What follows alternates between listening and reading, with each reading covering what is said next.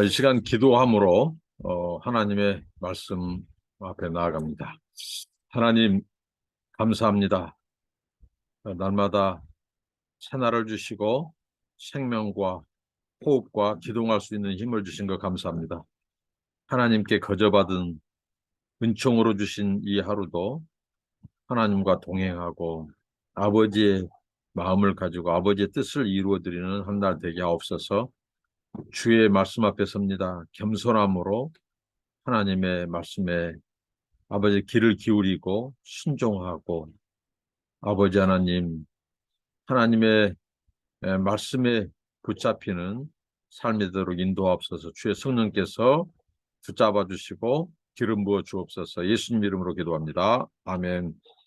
찬송 311장 내 너를 위하여 부르십니다.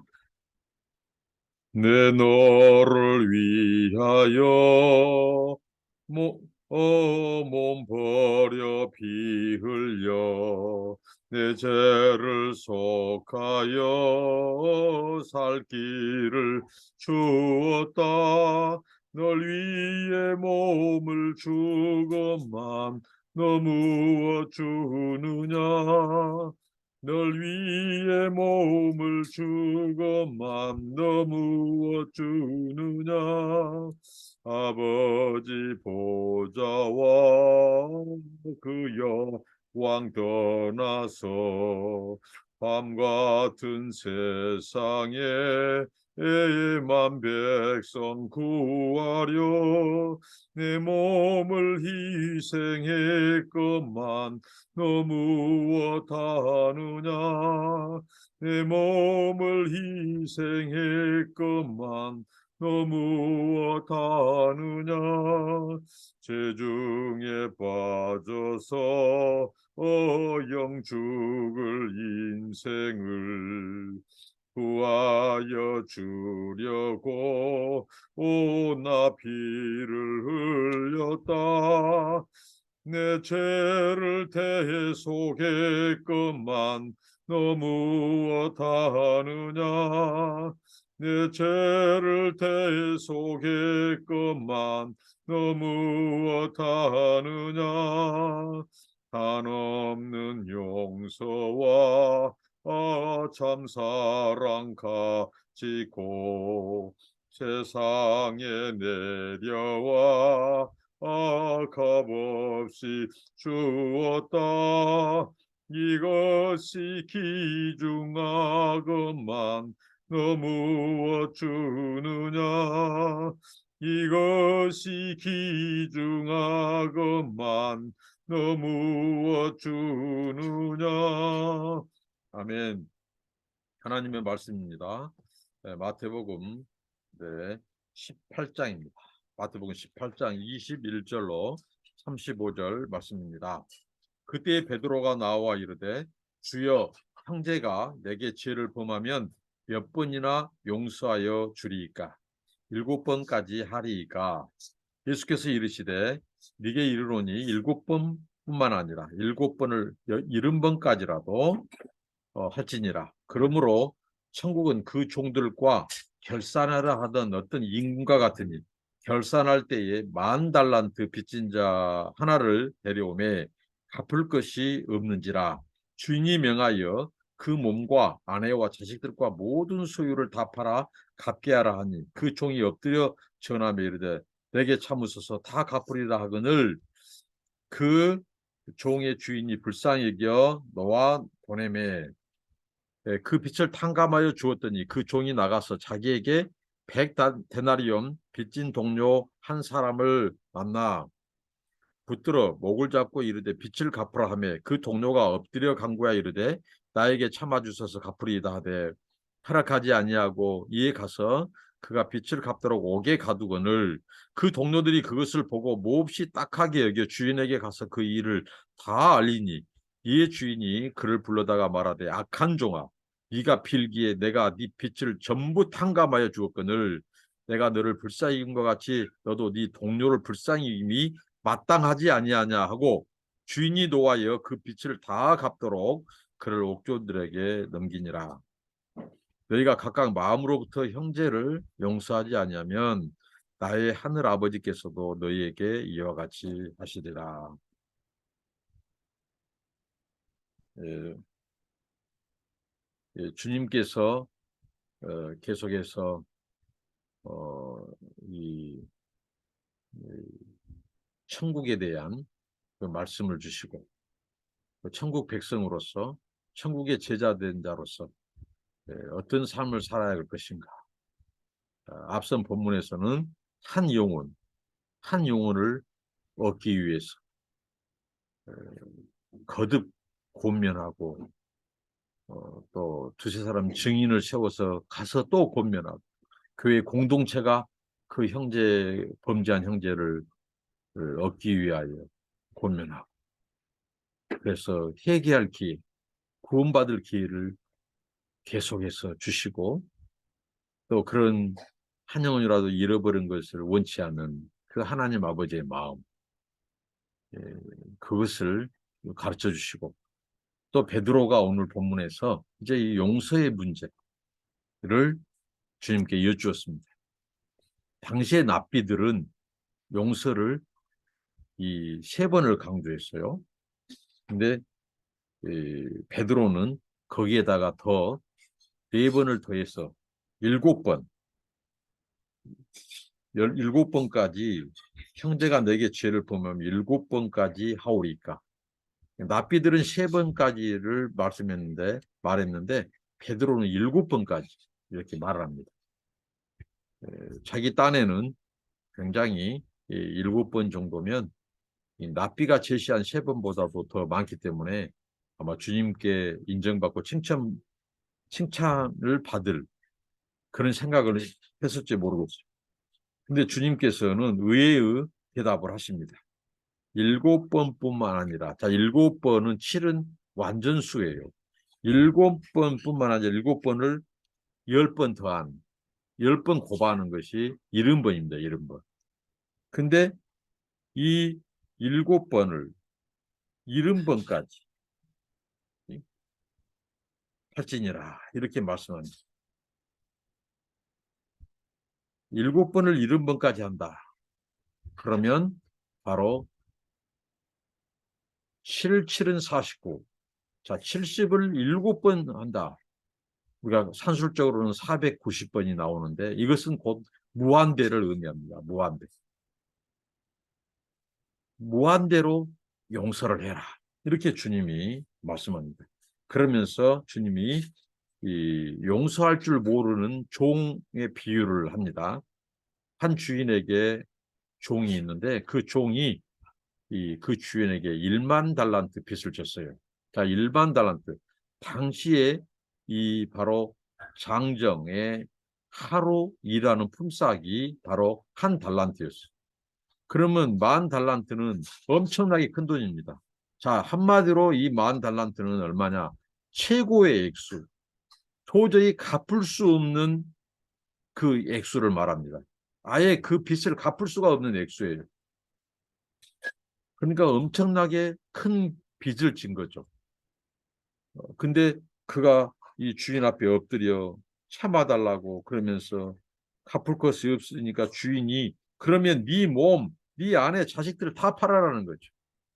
노예로 다 팔아라는 거죠. 모든 네가 가진 거, 네 가족들을 다 팔아서 너부터서 그것을 갚게 하라 이렇게 하니까 그 종이 주인에게 자비와 긍휼을 구해요. 참아달라고. 그러면서 그게 내가 다 갚으리라고 이렇게 애걸복걸 합니다. 그래서 주인이 불쌍히 여기셨어요. 그를 놓아주셨어요. 그리고 빚을 다 탕감해 주셨어요. 전액을 다 탕감했단 말이에요. 갚을 수 없는 돈을 다 탕감했어요. 대단한 긍휼이고 자비의 은혜죠. 그가 이제 풀려났어요. 그래서 그 종이 나가서 이제 다른 사람이 그에게 100데나리온의 빚을 졌습니다. 자기는 10,000달란트 탕감받았어요. 이것은 갚을 수 없는 최고의 액수를 말합니다. 그 여기서 100달란트, 100데나리온. 100데나리온이니까 충분히 갚을 수 있는 이 10,000데나리온에 비하면 굉장히 적은 금액입니다. 그 빚진 사람을 붙들어서 이제 아주 모욕적인 그런 행동을 합니다. 목을 붙들고서 내 빚 왜 안 갚냐고 폭촉을 합니다. 빚을 갚으라고 말합니다. 자기에게 백데나리온 빚진 자. 그래서 그 사람이 엎드려 간구합니다. 내가 갚을 테니까 참아달라고. 근데 허락지 않아요. 그래서 네가 빚을 갚을 때까지 감옥에다 넣어버리는 거예요. 자, 이것을 동료들이 보고 몹시 안타깝게 생각했어요. 딱하게 여기고 주인한테 얘기한 거예요. 그 사실을 다 알려 주인이 불렀습니다. 주인이 그를 향하여 한 말은 이 악한 종이라고 말을 합니다. 네가 빌기에 내가 네 빚을 전부 탕감하여 줄 거는 10,000달란트, 이 10,000데나리온, 이것은 그 사람이 갚을 수 없는 돈입니다. 최고의 그 액수예요. 그런데 그것을 다 탕감을 해주시. 엄청난 이 특별한 은혜를 받은 것이죠, 주인에게. 근데 고작 100달란트 친 거 가지고 그 사람을 갚아라고 목을 붙잡고 감옥에다 넣어버리는, 불쌍히 여기지 않았다는 거죠. 내가 너를 불쌍히 여긴 것 같이 너도 그 동료에게 당연히 탕감해주고 불쌍히 여기야 마땅하다는 거예요. 그래서 주인이 그거 취소라는 거죠. 너 10,000달란트 내게 다시 갚아라. 그를 옥졸들에게 넘깁니다. 자, 주님이 이것을 무엇의 원리, 무슨 가르침을 우리에게 주신 거죠? 용서. 베드로가 물었을 때 용서를 납비들은 3번, 베드로는 7번. 그러나 주님은 바로 무한대 70번, 7번씩이라도 용서하라고 이렇게 그 말씀을 가르칩니다. 자, 오늘 여기에서 우리가 생각할 수 있는 것은 뭐냐? 우리는 바로 하나님 앞에 죄를 갚을 수 없는, 죄 용서 받을 수 없는 그런 이 10,000달란트 빚진 자처럼 정말 우리가 죄 용서 받을 수 없는 극악무도한 죄인이었어. 그런데 이런 우리들을 그리스도가 용서해 주셨다는 거예요. 우리를 전부 탕감해 주셨어. 우리는 이런 특별한 호의, 그분의 사랑과 은혜와 긍휼을 받은 자예요. 그런데 하나님 앞에 우리가, 그래서 로마서는 말씀하죠. 우리가 죄인 되었을 때, 우리가 하나님과 원수되었을 때, 하나님과 원수된 자들이었어요. 그런 우리를 불쌍히 여기셔서 하나님께서 이런 원수된 우리들을 구원하기 위해서 대속해 주시고, 그냥